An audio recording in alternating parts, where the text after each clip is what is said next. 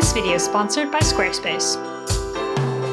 We are getting into the holiday season, so I thought it would be a fun and cozy project to make some candlesticks. Something that's really cute about living in Germany, especially around the holidays, is there are all of these cute little wooden creatures that pop up everywhere. They're from this company called Ostheimer. It's like centuries old, super traditional company. Obviously, technically they're toys for children, but a lot of people like myself keep them as little tchotchkes around the house. And I love them. I think they're so cute. So I want to use these as like a starting point, a jumping off point for this project, and make a bunch of little animal themed candlesticks. Full disclosure, I have been totally occupied and pretty overwhelmed with a particularly massive project that I have coming out in a couple of weeks. So I thought we would spend some cozy time together today and make some candlesticks.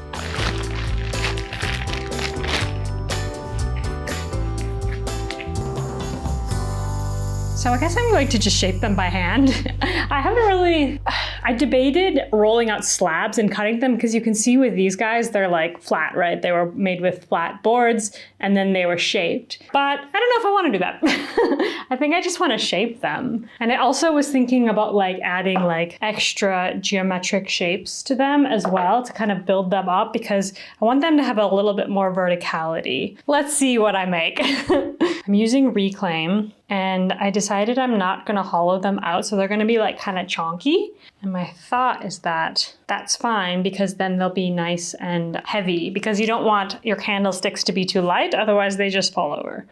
And my thoughts are I'm going to bake them today kind of loosely, kind of roughly, and then I can let them dry out overnight to leather hard, and then I can do some carving back to like refine the shape. Just like that, we have a sheep? Question mark? Horse? Something. Capybara? Kind of looks like a capybara. Just gonna play around for a little bit and make a bunch of shapes.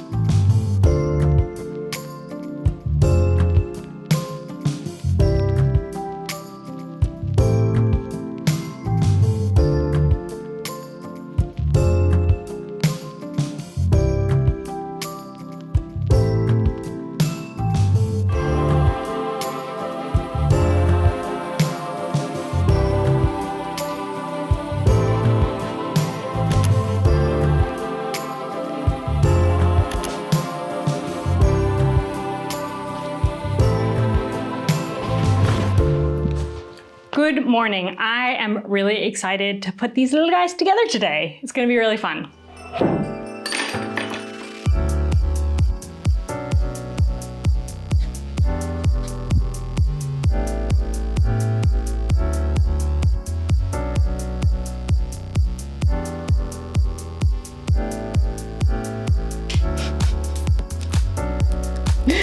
It's so silly. I love it.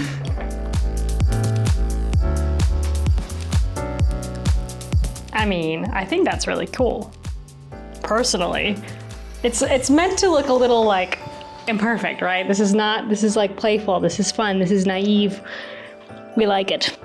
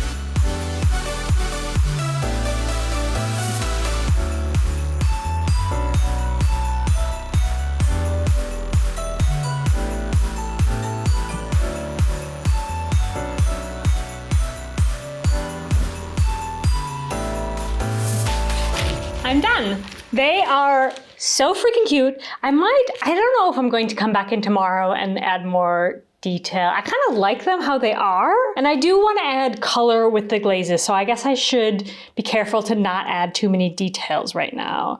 But I think they are so cute. Some of them you can't really tell. This is supposed to be a sheep. I kind of like them, and I like how they look all together. I think that they're really pretty and wonky, and I think they're just gonna be really fun, especially if they are colorful.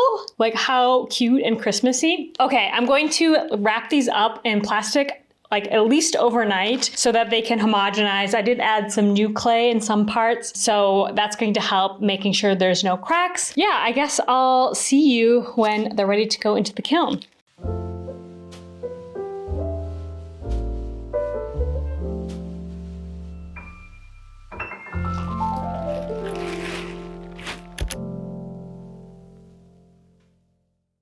Putting my candlesticks in the kiln now. I think they're dry. I'm not positive. I did put them on a hot kiln, so usually that's pretty good, but these are some thick pieces, and not all of the thick pieces were like touching the kiln when it was firing, so we shall see.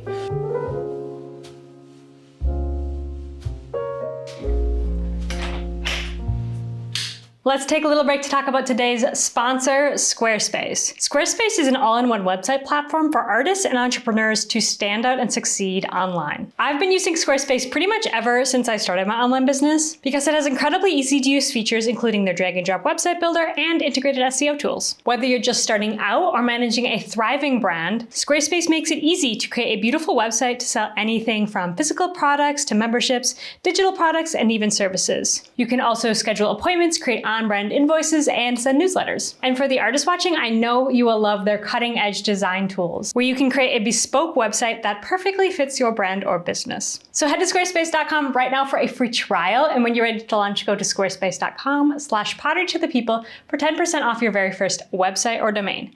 Now let's get back to the video. The kiln has cooled. What do we think? Do we think we have any explosions with those thick, unhollowed out pieces? Write your predictions down below in the comments. Ooh. We're good. We're good. Oh, they look great. This lighting is glorious. So let's talk about glaze color. I've chosen a very colorful color palette here. I'm not totally convinced about using both the orange and the red. I feel like I should choose one or the other, but then I also feel like it's missing something when I'm not having both of them. So I think I'm just gonna go for like a very colorful color palette. It's very rainbowy, it's very joyful. It's not super Christmassy, but I still feel like it's, you know, it's nice.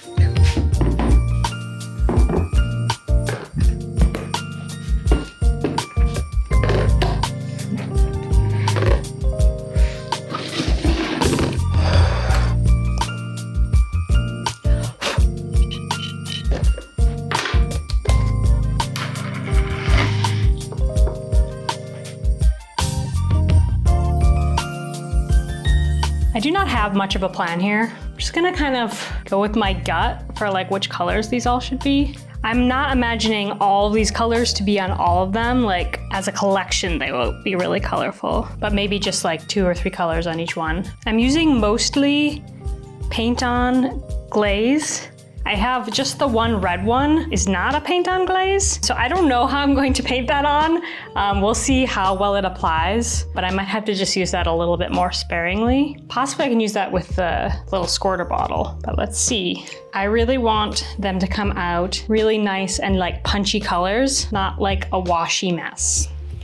This is the goal. So that means we're going to do at least 2, probably 3 layers of each color. So let's do this efficiently, huh?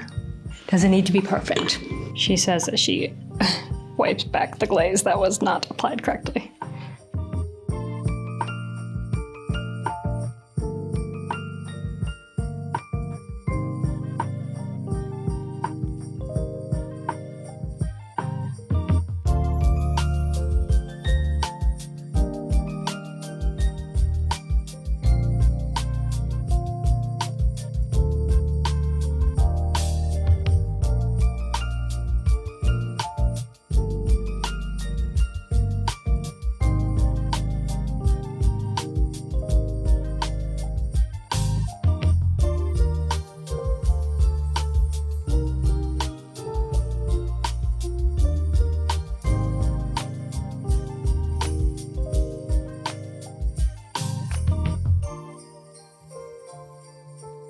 Okay, they're done. I think they look so cute now, but obviously the color is going to change quite a lot.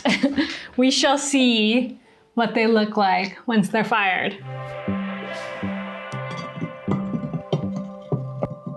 Okay, be good, guys.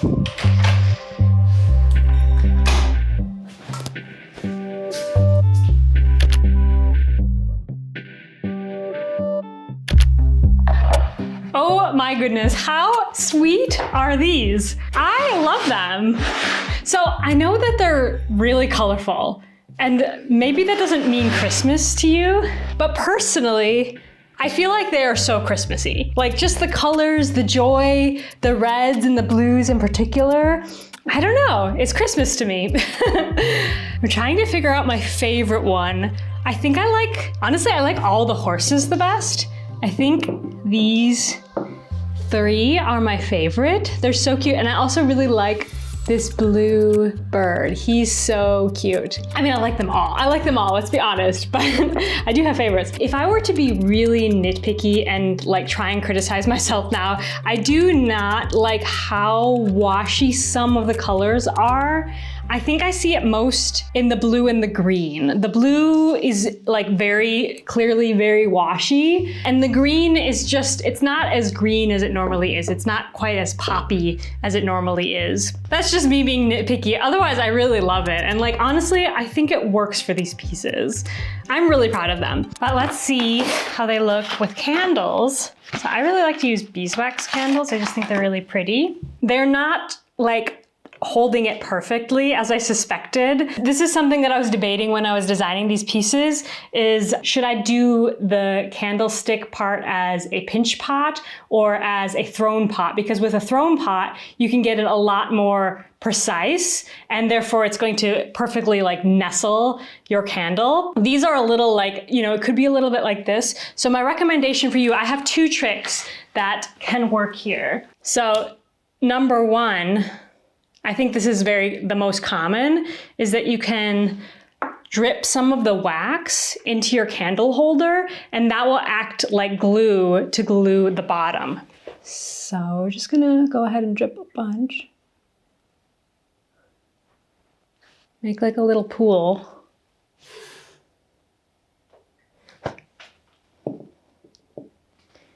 And quickly, before it dries, stick it in.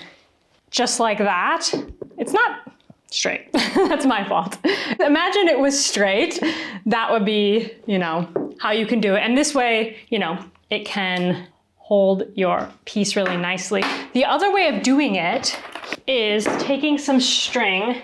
I think some people are gonna get mad at me for showing this technique because obviously string is flammable. I believe in you to practice safe candle burning and not let it get to the string. Maybe don't do this if you have kids at home or if you're easily distracted, but this is something that I do. You can just wrap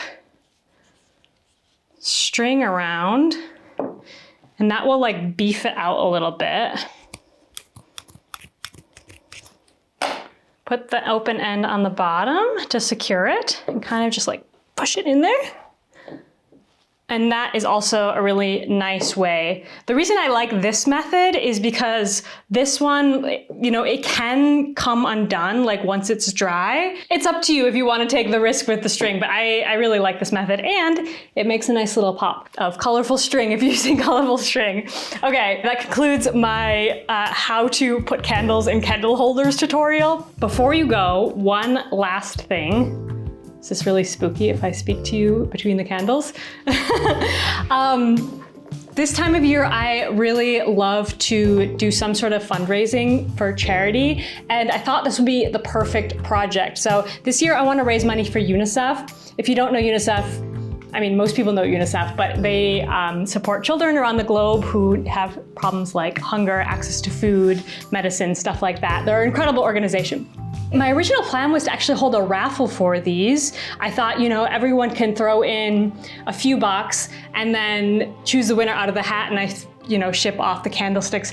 Unfortunately, found out this weekend that raffles are illegal in Germany, at least like run by a private individual or by a business, which is what I am. I'm not a charity. Charities can help hold raffles, but I cannot, even if I'm raising money for charity, which I find really annoying and honestly a really stupid law. So I don't know. I was debating putting them like up on eBay as an auction. That feels really complicated. So what I'm going to do is I'm just going to list them on my website for more money than I normally would. All of the money is going to go straight to Unicef. I'm not going to take any of it. But I would normally charge like 30 bucks or something for a candle holder like this. I think I'm going to go with 50 euros. And I know it's a lot, but all of that money will go straight to UNICEF, and that way we can raise 400 bucks for UNICEF. I think that will be a really cool thing to do. So obviously don't feel like you need to buy them, but if you want to get a candlestick holder and also send some money to UNICEF, this is a really great opportunity. And if you don't want a candlestick holder, but you do still want to support UNICEF, I'm going to leave their information down below in the video description, and you can just donate to them directly. I hope that this video was fun for you. I hope that you are having a lovely holiday season. I do have one more video before the end of the year, and it's a doozy. I'm very much looking forward to it. All right, I'll see you then. Bye, friends.